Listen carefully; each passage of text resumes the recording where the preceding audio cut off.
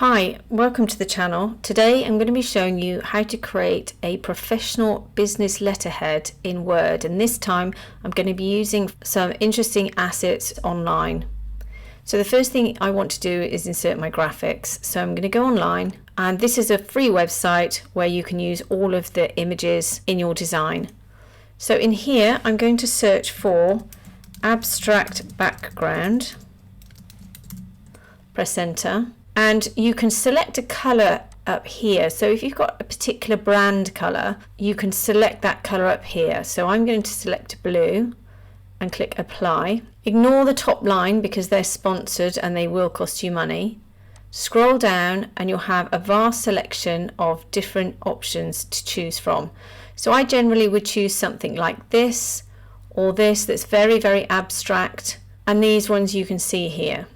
In order to download them, I'm not going to use this one, but I'm just going to show you how to download it, because to find mine I'd be scrolling for hours.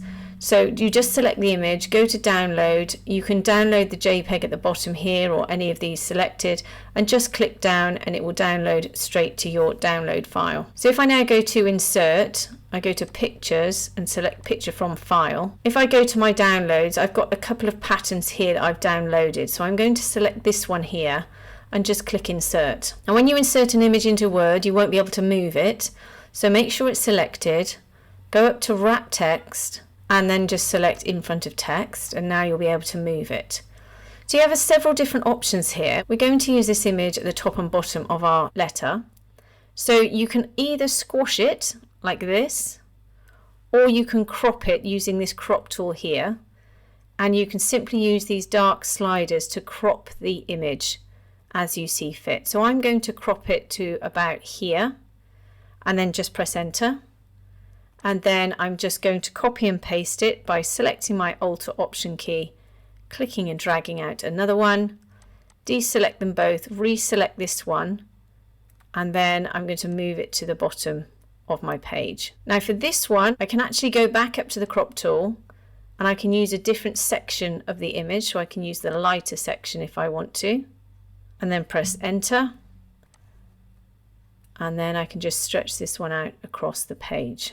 Now I need a small cutout here for my letterhead word. You don't have to do this, it's entirely up to you, and this really only will work on white paper. So I'm going to go to insert, shapes, click on the rectangle, click and draw out a rectangle, and with all shapes that are inserted there's always a borderline and there's a fill colour. So I'm going to select it, make sure you're on this shape format icon at the top or tab, go to the outline, select no outline, go to shape fill and select white. Now we have this little cutout area. I can insert some text, so go to insert, word art, select this one here. I'm just going to call this letterhead, but you can call it whatever you like. You can call it a newsletter, a business letter. I'm just going to pop it in this section here. I'm just going to select it, go to the Home tab. I'm going to change the font to this one here. I'm going to reduce the size of it using this icon here. If it doesn't suit your sizing, you can always click in this little box here and put the actual figure in, and then you can move that. You can change the font color if you want to. I'm going to select this dark blue and then deselect. Now because you've used word art, generally all of the words have a shadow behind them. If you want to get rid of that shadow, just select it and go to shape format. Go down to this little icon here, go to shadow and select no shadow. If you want to make sure it's completely lined up in this box, select the text itself, then hold your Command or Control key down and select the white box we put in. Go to align, align to center, and then just deselect. You can always use your arrow keys to move it up and down. Then down at the bottom, I'm just going to insert another rectangle. Click and drag out a rectangle. And again, this is all to do with brand colours. I'm just going to get rid of that outline, and I'm going to fill that shape with this yellow colour. Now I want to put this behind this pattern at the bottom. So I'm just going to select it and go to send backwards and click center back. Then you can move that up and down to create a little borderline. It's completely up to you how much you have. Then at the bottom here you can enter in all of your details. So go to Insert, Word Art, click on the word art here. Once it's selected, I'm just going to move it down to the bottom here and extend it out. I'm going to click inside. Command or Control A will select all of your text. I'm going to change it to white using this icon here. So I've just zoomed in, and what I will do is just input all this text, but I'm going to reduce the text size up here, decrease font size, and I'm going to reduce that right down, probably to about 11 or 12. And then I'm going to put all my information in whilst I speed up the video. Okay, let's just zoom out a little bit, and then we'll deselect it and then reselect it and move it over here. We can actually move it over to align to the left, just to make life a little easier. You can see there's a little gap here, so we'll just pull that over. And then, sorry, this always jumps when I zoom in, it always jumps to the top when I press enter or deselect something. And then you can put your social icons in the bottom here. I've actually got these as an image. So go to Insert, Pictures, Picture from File. So I've got mine here, click Insert, and then wrap text in front of text, because again, it's an image. Now, there's lots of places that you can purchase these icons on Etsy, or you can make your own, or you can screenshot them. Just be careful of any copyright issues that you might have. And then you can just pop those down here, and then let's zoom out to stop this jumping around. So now you want your logo in at the top here. Again, go to Insert, Pictures, Picture from File. I've got my logo here, and just click Insert. Again, you need to go to Wrap Text in front of text to allow you to move it, and then you just pop it at the top here. Now you can see sometimes this is a little clunky. If you press your Alt or Option key whilst moving it, you'll see that it's a lot smoother, and you can put it exactly where you want it. Now, once you've created all of this design, you've got two choices. You can leave it exactly where it is on the page. You can see my cursors at the top here. So if I start to type, you can see all the text is at the top here. Now you can bring your margins down, so you can see at the side here. If you can't see your rulers, go to View and select Ruler. Then if you go to the side here and click between the grey and the white section, if I click and I pull it down, but you can see my entire design is coming down. So what we can do is select everything in our page by holding down the Command or Control key, making sure that everything is selected.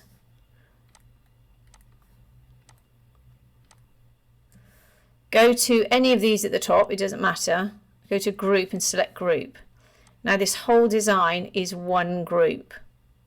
So you have the option to keep it as it is, and then you can move the margins down if you want to, and then you can move this up, and then you can begin to type here. Alternatively, you can insert a text box, go to text box, draw out a text box, and then you can begin to type in here. There we go, just pop some random text in. The beauty about using these text boxes is you can pull and push them as much as you like and resize them, and then you can move them anywhere on your page. But you can also align them to the center if you want to, and then you can go ahead and get rid of that outline. Go to Shape Format, go to the Outline tool again and click No Outline. And then you can set your text out exactly as you wish. So you can put them in the headers and footers. I know some people don't like to do that because it grays them out, but it still prints the same, and you can save it as a JPEG. It just means if you send it as a Word document, it will be grayed out, and I'll show you that now. So if you select all of your graphics, then copy them, Command or Control C, or go up to the home page and select Copy, and then just delete them. Double click at the top of your page, then paste them in, Command or Control V, or go to the home page and click Paste.